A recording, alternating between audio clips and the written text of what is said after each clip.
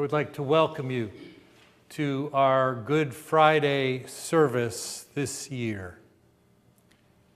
We have this tradition of reading through one of the Gospels. Who tells the story of this incredible evening better than God Himself? And so tonight, throughout the service, we will read Matthew's account of that last evening and then day of Jesus' earthly life.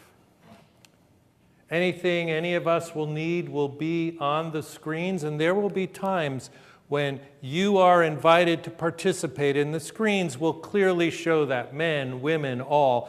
And I invite you to really read all of the lines, even as the three of us narrate for you, so that as best you can place yourself in the story.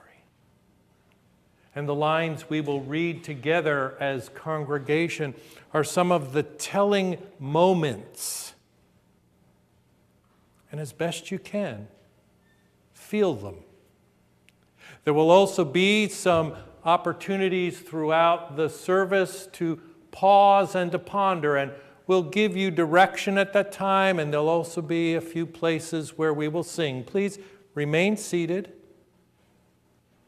and sing in a hushed but from the heart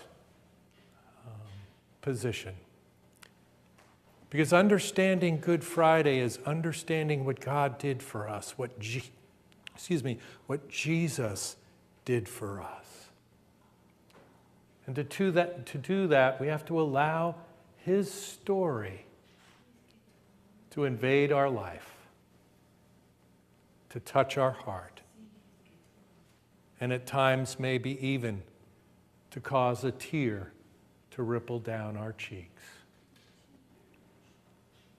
So I invite you to this service. We will begin in about a minute or so. I'm going to sit down and just allow everyone to take a breath, to think about what Jesus has done, and to prepare your hearts to receive His story as God told it to us through Matthew's quill.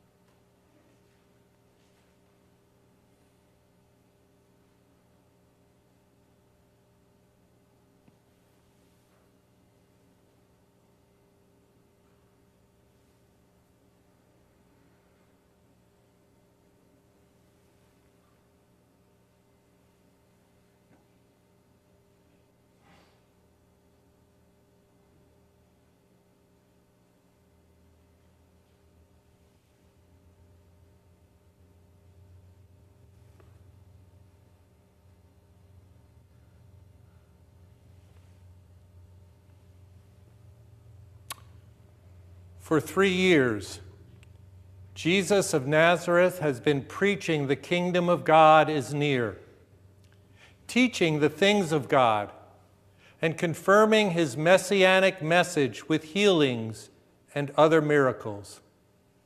He called a band of 12 men to live and learn from Him. The populace loves Him. The religious teachers and leaders hate Him. Following a song, We will spend our time walking with Jesus from the end of his last meal until he is laid in the tomb, as told by the gospel writer Matthew.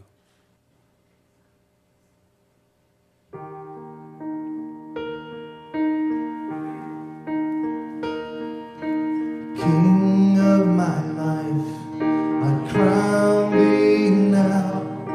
Thine shall the glory be. Lest I forget thy thorn crown brow, lead me to Calvary. Lest I forget Gethsemane, lest I forget thine agony, lest I forget thy love for me. Lead me to Calvary. Show me the tomb where thou wast laid, tenderly mourned and wept. Angels in robes of light arrayed, guarded thee while I slept. Lest I forget Gethsemane, lest I forget thine agony, lest I forget thy love for me. Lead me to Calvary. Met me like Mary through the gloom. Come with the gift to thee. Show to me now the empty tomb. Lead me to Calvary. Lest I forget Gethsemane, lest I forget thine agony, lest I forget thy love for me. Lead me to Calvary. May I be willing, Lord, to bear and my cross for thee. Even the cup of grief to share, thou hast poured all for me. Lest I forget Gethsemane, lest I forget thine agony, lest I forget thy love for me. Lead me to Calvary. Lead me to Calvary.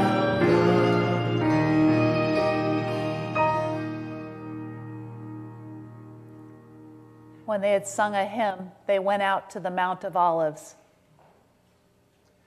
This very night you will all fall away on account of me, for it is written, I will strike the shepherd, and the sheep of the flock will be scattered. But after I have risen, I will go ahead of you into Galilee. Even if all fall away on account of you, I never will.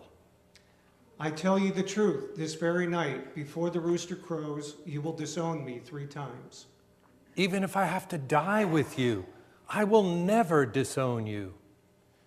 And all the other disciples said the same. Then Jesus went with his disciples to a place called Gethsemane, and Jesus said to them, Sit here while I go over there and pray.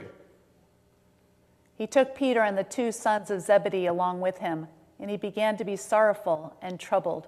Then Jesus said to them, My soul is overwhelmed with sorrow to the point of death. Stay here and keep watch with me. Going a little farther, he fell with his face down to the ground and prayed, My Father, if it is possible, may this cup be taken from me, yet not as I will, but as you will. Then he returned to his disciples and found them sleeping. Could you men not keep watch with me for 1 hour? Watch and pray so that you will not fall into temptation. The spirit is willing, but the body is weak. He went away a second time and prayed, My Father, if it is not possible for this cup to be taken away unless I drink it, may your will be done. When he came back, he again found them sleeping, because their eyes were heavy. So he left them and went away once more and prayed the third time, saying the same thing. Then he returned to the disciples and said to them, Are you still sleeping and resting? Look, the hour is near, and the Son of Man is betrayed into the hands of sinners. Rise, let us go. Here comes my betrayer.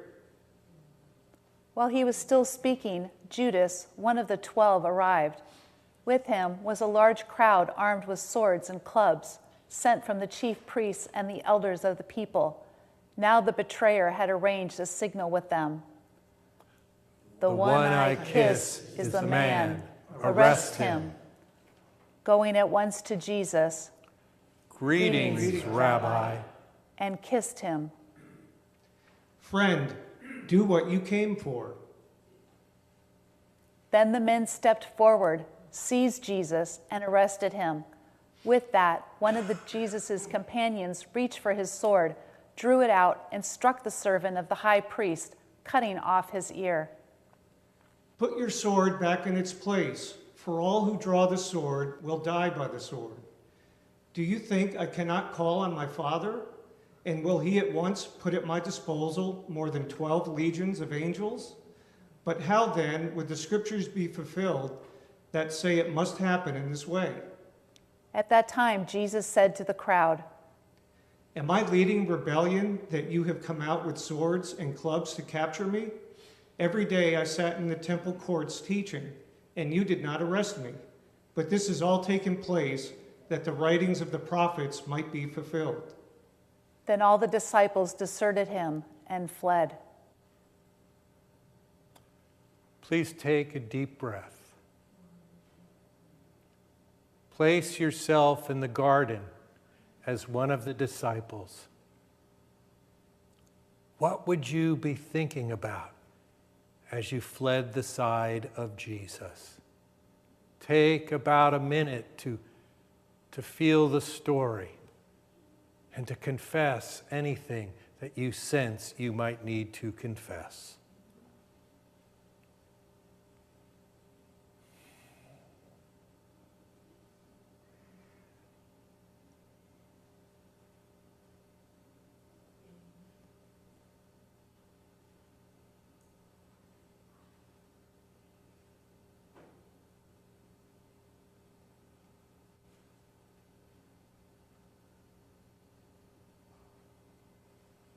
Those who had arrested Jesus took him to Caiaphas, the high priest, where the teachers of the law and the elders had assembled. But Peter followed him at a distance, right up to the courtyard of the high priest. He entered and sat down with the guards to see the outcome. The chief priests and the whole Sanhedrin were looking for false evidence against Jesus so that they could put him to death. But they did not find any, though many false witnesses came forward. Finally, 2 came forward and declared, This fellow said, I am able to destroy the temple of God and rebuild it in 3 days. Then the high priest stood up and said to Jesus, Are you not going to answer? What is this testimony these men are bringing against you? But Jesus remained silent. The high priest said to him, I charge you under oath by the living God. Tell us if you are the Christ, the Son of God. Yes, it is as you say. But I say to all of you, in the future you will see the Son of Man sitting at the right hand of the Mighty One and coming on the clouds of heaven. Then the high priest tore his clothes. He has spoken blasphemy. Why do we need any more witnesses? Look, now you have heard the blasphemy. What do you think? He is worthy of death. Then they spit in his face and struck him with their fists. Others slapped him and said, Prophesy to us, Christ. Who hit you? Now Peter was sitting out in the courtyard, and a servant girl came up to him. You also were the Jesus of Galilee. I don't know what you're talking about. Then Peter went out to the gateway where another girl saw him and said to the people there, This fellow was with Jesus of Nazareth. Again, take a deep breath and enter the story as best you can in these next minute or two of silence.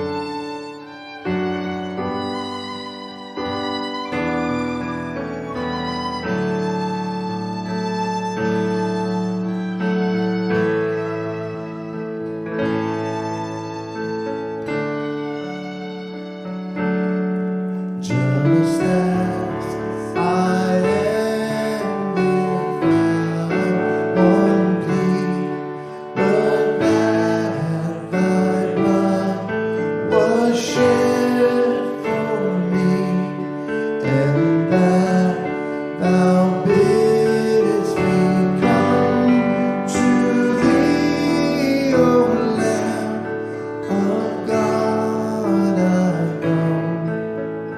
I come, just as I am, and waiting not to rid my soul of one dark thought, to thee whose blood can cleanse each spot. O Lamb of God, I come,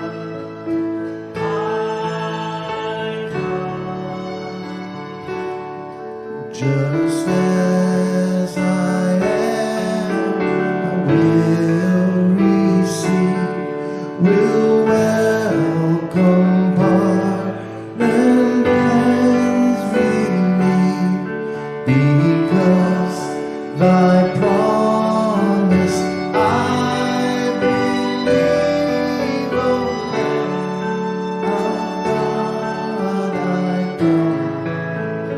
I come.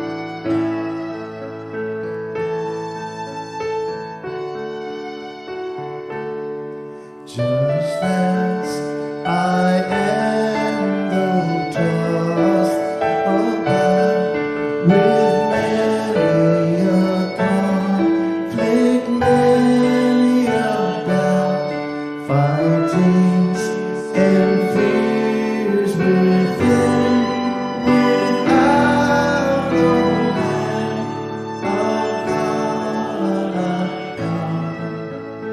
I come.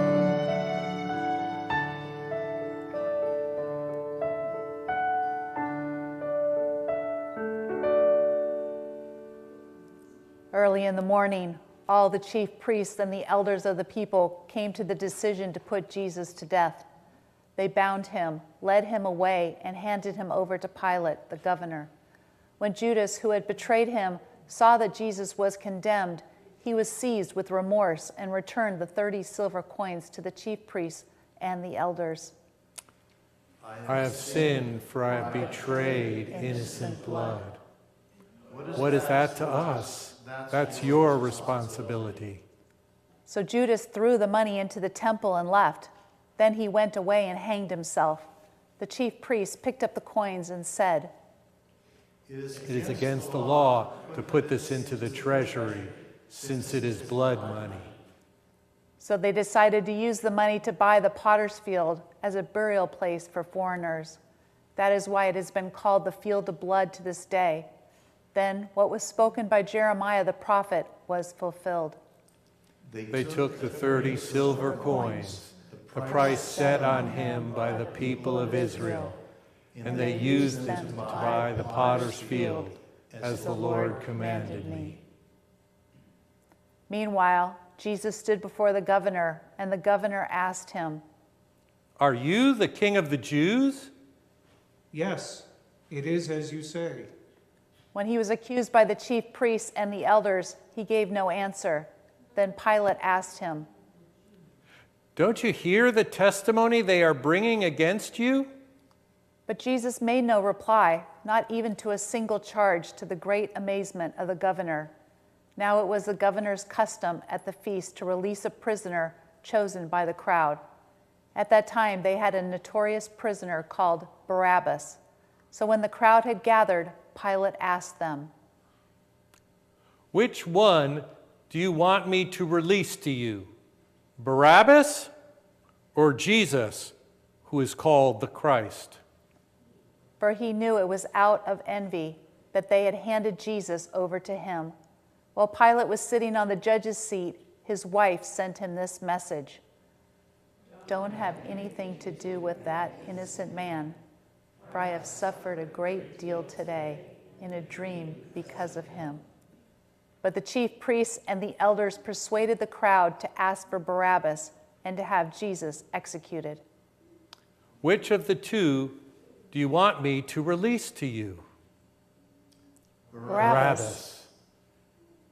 What shall I do then with Jesus, who is called Christ? Crucify him. Why? What crime has he committed? Crucify him. When Pilate saw that he was getting nowhere, but that instead an uproar was starting, he took water and washed his hands in front of the crowd.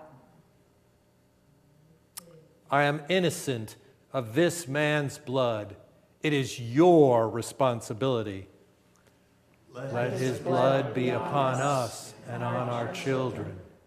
Then he released Barabbas to them, but he had Jesus flogged.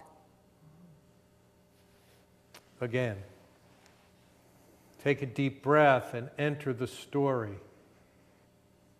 Realize that everything Jesus has done has been to bring glory to the Father and redemption to God's people.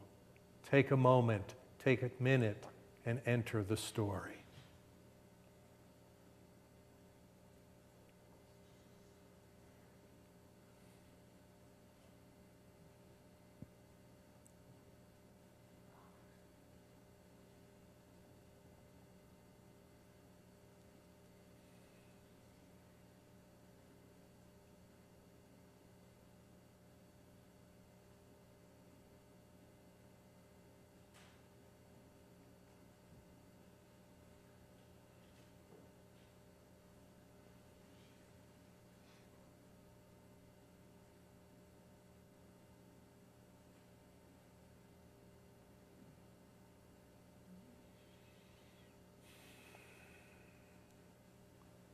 Then they handed him over to be crucified.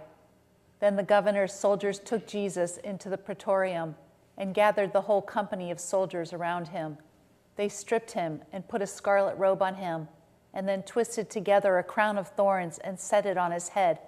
They put a staff in his right hand and knelt in front of him and mocked him. Hail, King of the Jews! They spit on him and took the staff and struck him on the head again and again. After they had mocked him, they took off the robe and put on his clothes on him. Then they led him away to crucify him.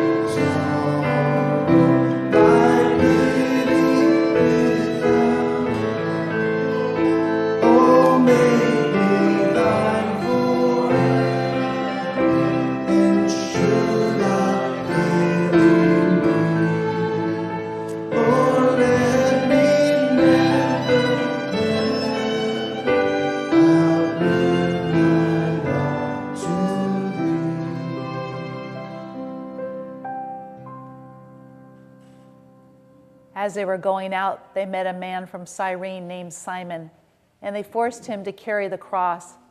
They came to the place called Golgotha, which means the place of the skull. There they offered Jesus wine to drink, mixed with gall. But after tasting it, he refused to drink it. When they had crucified him, they divided up his clothes by casting lots. And sitting down, they kept watch over him there. Above his head, they placed the written charge against him. This is Jesus, the King of the Jews. 2 robbers were crucified with him, one on his right and one on his left.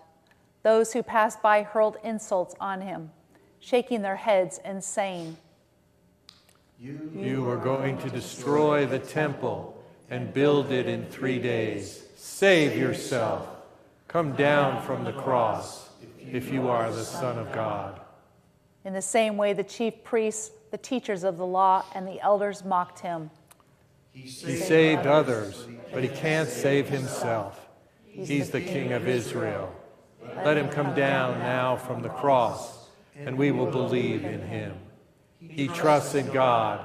Let God rescue him now if he wants him. For he said, I am the Son of God. In the same way, the robbers who were crucified with him also heaped insults on him. From the 6th hour until the 9th hour, darkness came over the land. About the 9th hour, Jesus cried out in a loud voice, Eloi, Eloi, lama sabachthani, which means, my God, why have you forsaken me? When some of those standing there heard this, they said, he's calling Elijah. Immediately one of them ran and got a sponge. He filled it with wine vinegar, put it on a stick, and offered it to Jesus to drink. The rest said, Now leave him alone. Let's see if Elijah comes to save him. And when Jesus had cried out again in a loud voice, he gave up his spirit.